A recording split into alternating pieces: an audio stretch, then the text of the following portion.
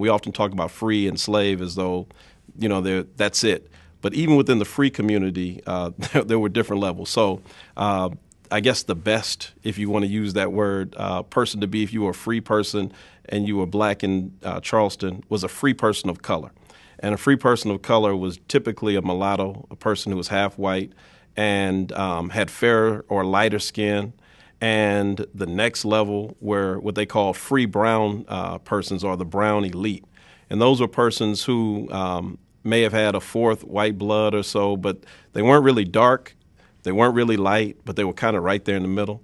And then the next group were the free blacks, free blacks or free Negroes, and those were darker skinned persons. I mean, again, so the color, literally the complexion of your skin really became kind of the defining the defining thing that would actually set you apart and give you status or take away status for free blacks in Charleston during that time.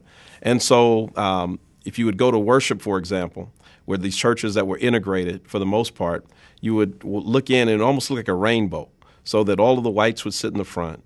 And right behind the whites, you would find, and there are great descriptions of this written, firsthand accounts written of this. So behind them would be the mulattoes, and behind them would be the free brown elite, and behind them would be the free dark-skinned blacks, and behind them would be the enslaved blacks. And you could almost see the sea changing, from white all the way to black, and then from black all the way back down to white. And so in worship, you could almost really get a sense of what the community life was.